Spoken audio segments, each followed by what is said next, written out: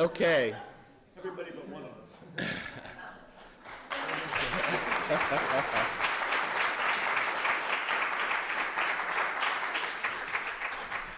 So this fall was the first fall since 1972 that our favorite physics teacher and professor didn't return to the classroom. As most of you know, Dr. Jon Secaur recently retired after an amazing 50-year career as an educator. So we wanted to offer a brief tribute to Jon today to celebrate his career and accomplishments. Brian, Rick, and I all had Jon as a physics and chemistry teacher at Crestwood his last year there in 1978. So we have firsthand knowledge of Jon's skills, passion, and generally awesomeness as a teacher. Paul McGarrick's had him, Emma McGarrick's had him. Emma mentioned something about Jon showing up at Kent State in a toga, first day of class. We'll have to get that story some other time. So this expression of our gratitude is only about 44 years overdue from the three of us. So. Hi, Jon. Thank you. So Jon began his education in the Akron City Schools, and of course his mom had to put it out on social media.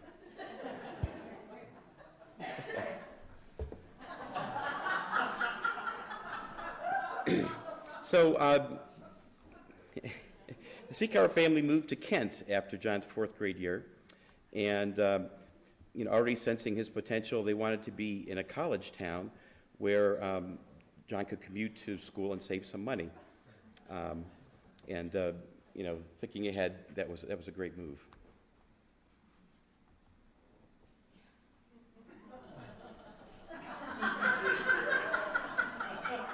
So Jon's lunchbox was that of Madame Curie. Right? Most kids in 1955 had a Daniel Boone or Davy Crockett, but then Jon is not most kids.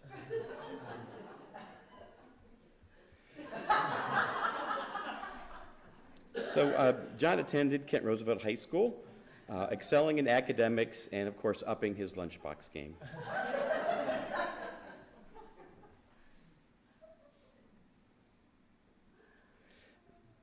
So in 1968, Jon graduated from Kent Roosevelt, and he was the salutatorian of his class. Why not valedictorian? Well, he got a B in physics. No, phys ed, I'm sorry. A B in phys ed. There was, when we had chemistry, it was right after lunch, and so every once in a while we were able to sneak down to his room a few minutes early, and we would play cat. We would play horse, and we would use a wadded up paper and throw it in the waste paper basket.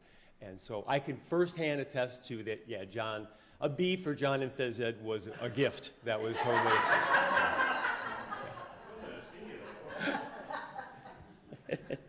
There were actually 3 people in Jon's class that played in the NFL, and I'm guessing they all got A's in phys ed, probably not in physics though, right? Yeah. Okay, well, we got to back up one here. So after graduating from Kent Roosevelt, Jon entered Kent State University just as his parents had hoped, receiving his bachelor's degree in education in 1972. Jon's first job out of college was at Crestwood High School, where he taught physics and chemistry. Oops. And he was an instant hit. His passion for the job, his wit and humor, and his lunchbox endeared him to everybody at Crestwood. So the image on the lunchbox was that of Sir Isaac Newton, and most of the students thought it was really that was Queen guitarist Brian May. So Jon's cool factor was just out the roof. Yeah. Little known fact, Brian May is actually a physicist who graduated from MIT. Very slick, Jon. Very slick. So while teaching at Crestwood, Jon began his master's degree studies at John Carroll University, completing his master's in science teaching in 1979. Is that correct? Okay. all the while raising 2 boys and becoming active at Manaway Center Church. I don't know how he did it all, but he did. Sadly, in 1978, Jon left Crestwood, sadly for us. Boo. And he went to his alma mater of Kent Roosevelt High School, where he taught chemistry and physics. So along the way, Jon honed his teaching philosophy and techniques, his sense of partnering with students in their learning, and learning how to read their faces to see if they would get it. And he used all kinds of fun and interesting exercises, and of course, his puns.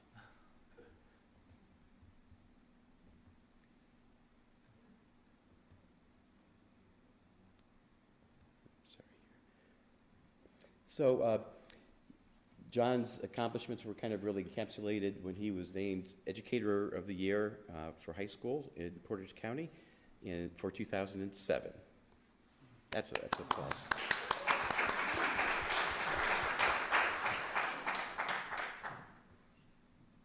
Okay. Oh, and while he was teaching at Roosevelt, he completed his doctorate at Kent State in Educational Foundations. And it was off to the races with Jon. He also was teaching part-time at Kent State while he was going to school there, correct? Getting his doctorate and teaching full-time at Kent Roosevelt, somehow. And of course, his famous class, 7 Ideas That Shook the Universe, course was created, and he shook thousands of students over time.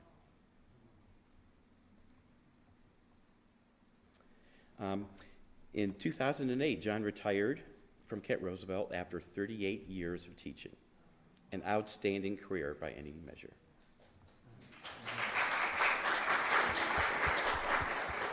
But wait, Jon was not done. He decided he wanted to teach full-time at Kent State, and so he did, where he was recognized by his peers.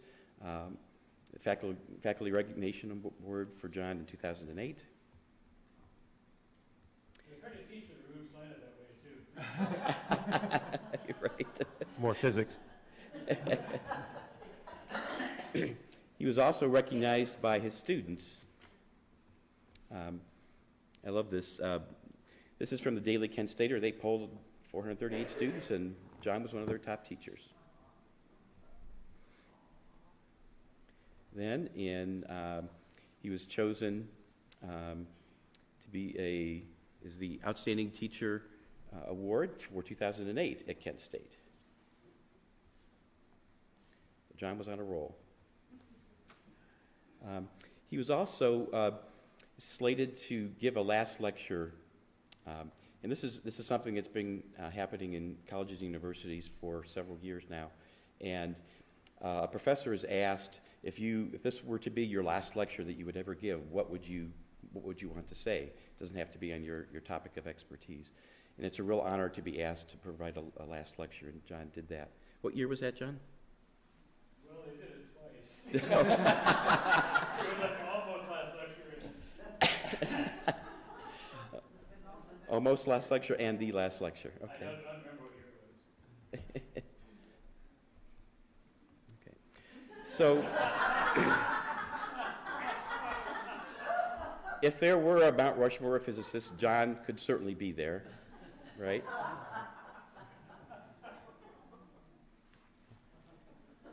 Okay, that's my cue. Call it karma, call it revenge, call it whatever, but after years of asking his students to take tests, we thought it might be good to get even on behalf of many thousands of students by giving a Jon test here today. So this is supposed to be in a PowerPoint, but we Pop quiz. Pop quiz, yeah. Tear out a half sheet of paper. So Jon, we're expecting 100% on this. One side gig in Jon's early days at Crestwood was photographing football games while hanging from high atop a pole at Jack Lambert Stadium. We're not sure why they didn't let him in the press box. Why did he decide to quit that job? A, one Friday night he saw his life flash before his eyes during a lightning storm. B, the $10 he earned each night was barely enough to cover the cost of a pizza he bought on the way home. Or C, as a physics teacher being familiar with the concept of gravity, he realized he was afraid of heights. All of the above.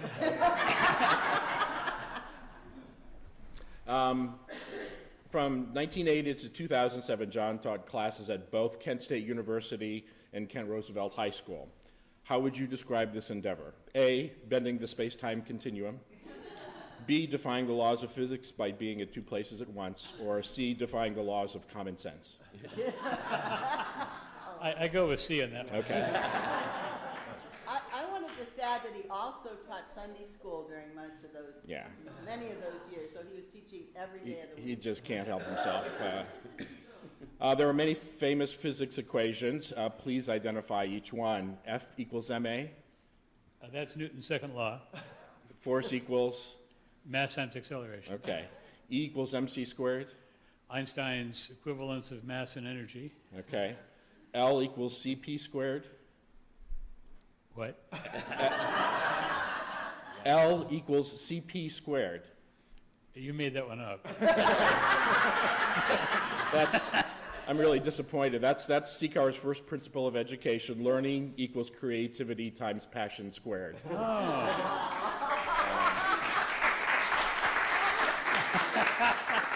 You did okay. Right, you did make it up, though. Yeah. 66%.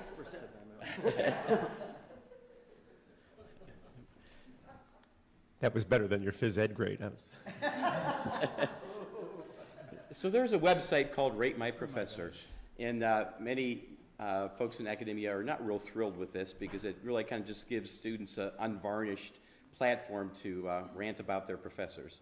So I decided to look up Jon's Rate My Professor site, and it was pretty amazing. So actual quotes from former students of Jon. So Jon Secaur is actually a man we don't deserve. He is too pure for this world. His class is more focused on you understanding and enjoying the content than it is being graded. Very enjoyable. Next one. I love Dr. Secaur. This is my second class I have taken with him. I'm so sad I will not have him again.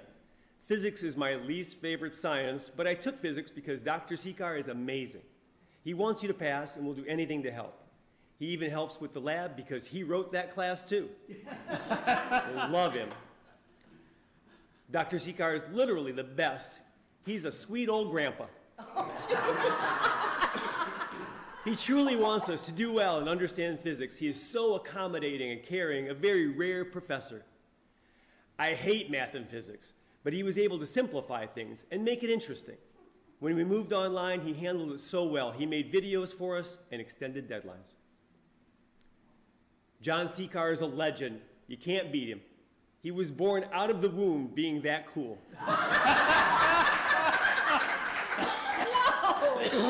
So cool the doctors went blind because of his sheer amazingness. His class is a fun to learn environment, and I recommend you take his class 1,000%.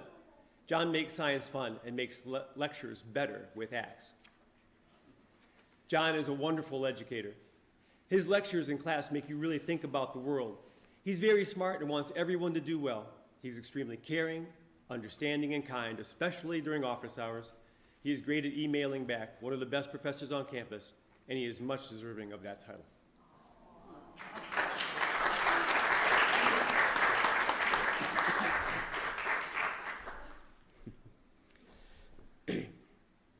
So in addition to all this unvarnished, pure comments from his students, I found a quote from Jon that I thought really summed up his philosophy. If there's a pained look on a student's face, it means they don't understand. But if they smile, they do understand. We work for those smiles.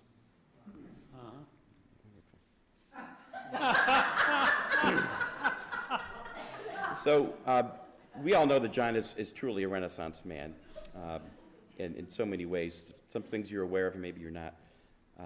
We know he's a gifted educator.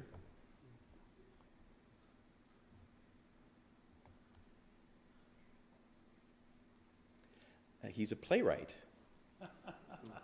This is a photo from 1977 when Jon wrote the play Bright Lives, that's Paula Fry on the right. They were the narrators of the play. This was to celebrate the 150th founding of Manaway Center. Where did all that hair go?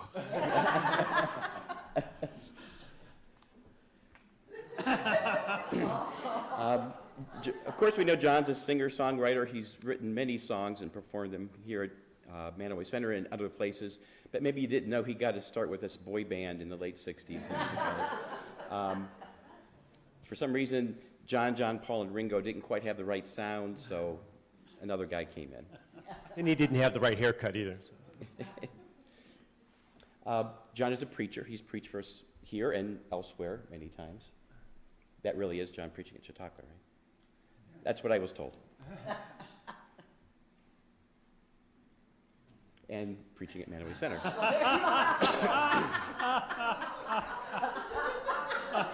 So actually, we did get a photo of John at Crestwood High School. It's kind of hard to find, but we got it. I don't know how we did it. Oh, jeez. John is a woodworker with an oddly shaped head there, sorry.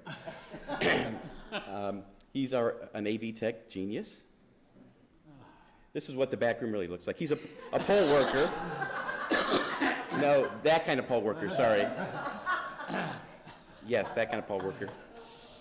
Sorry about that. And he's a master gardener. You may not know those things. And an all-around great guy. Thank you, John.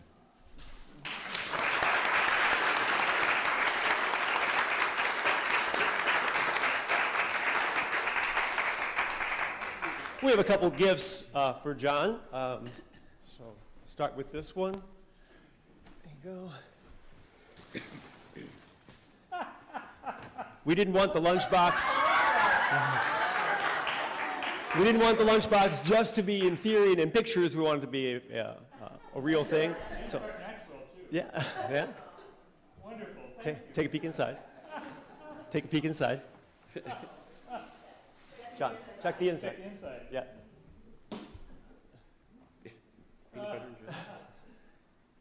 Albert Einstein and me. Together again. John, I'm going to stay up here and show a couple things here that we also got for you. We may have gone overboard on a couple things here, but knowing that you're retired now and your wardrobe needs are changing, we decided to get you some T-shirts so you could work in the yard and such. So here's the first one. The more I study science, the more I believe in God. That's a great one.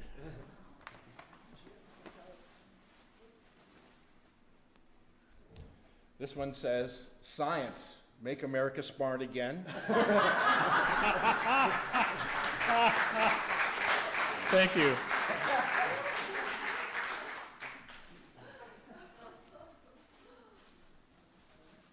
And then this is supposedly a Carl Sagan quote. "It pays to keep an open mind, but not so open that your brains fall out."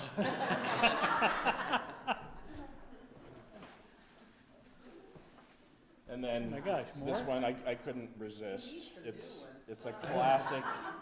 It's a classic Carl Sagan Billions and Billions T-shirt. So these are all for working around the yard and in your workshop and so on. Maybe wear him in church too. Yeah. But no shorts, please. You'll get communion. So speaking of the many things that John is and has been to us and to his students, we asked the congregation to give us some thoughts and ideas about who John is. And they sent their responses, and we created this word cloud that tells us about what John is to us. And on the bottom it says, "Better than 1,000 days of diligent study is one day with a great teacher, honoring 50 years as a devoted educator from your friends at Manaway Center Christian Church."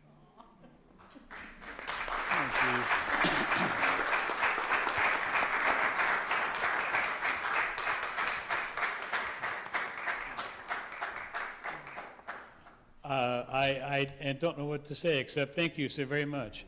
It's been a pleasure. I've enjoyed every day of teaching. It never felt like work. Well, a couple times it did, but not very often. Thank you all so very much. We're not done. Oh, please be done. Sorry. There's a couple more things we'd like to mention about John's foresight and generosity. In 1976, when John was board chair here at Manaway Center, the church received a $5,000 scholarship from $5,000 from the estate of Mary Cann. That $5,000 is the equivalent of $26,000 today. Wow. It was John's idea at the time, and he recommended to the board that the donation be used for scholarships for the youth of our church who wish to pursue education beyond high school. Later, we added money from the Converse family, and that fund still hands out scholarships. I got one back in 1982, I think. My kids have gotten it. It would probably blow our collective minds here if we knew how many people had received those scholarships over the years and how much money has been distributed. As John transitions from professor to professor emeritus at Kent State, he's still thinking about the needs of future students. Although I noticed on the website when I looked at it, you're still listed as an active teacher. Did you tell them you were retiring? I haven't been showing up for work, so I think they know. All right, so I wanted to invite Linda to talk a little bit more about John's generous legacy at Kent State.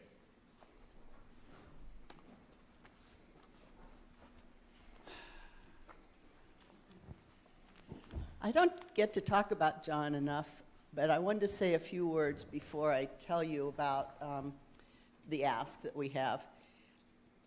Not only was he just a great, evidently, beginning teacher right out of college at Crestwood.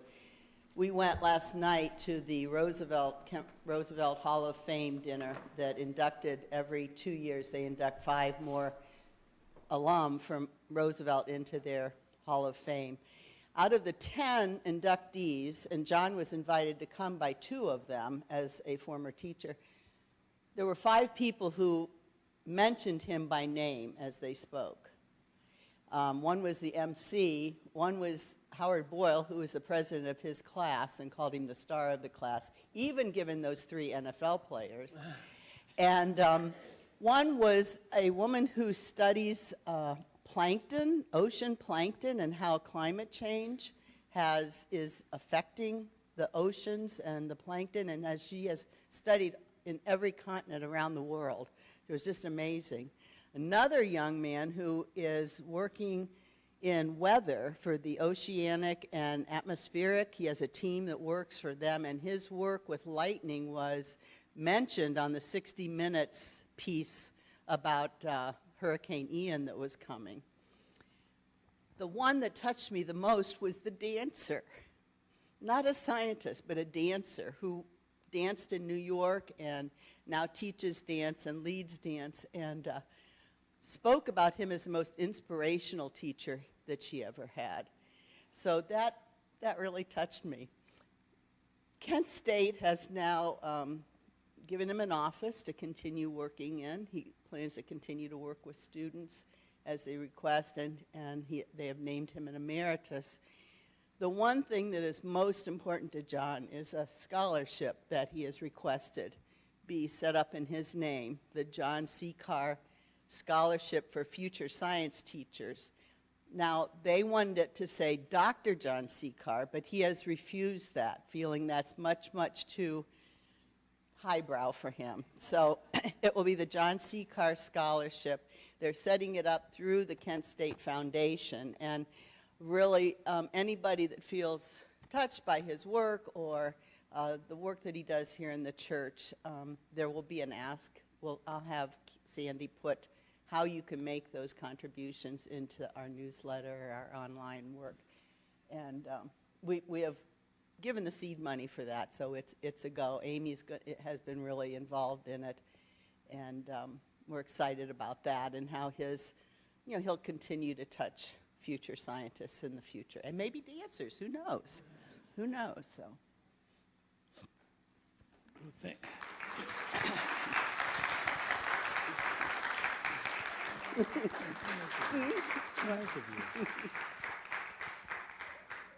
Thanks. We've been here long enough. Thank you, Linda. Thank you, everybody. Thank you, guys. It's wonderful. Thank you all. We have Don.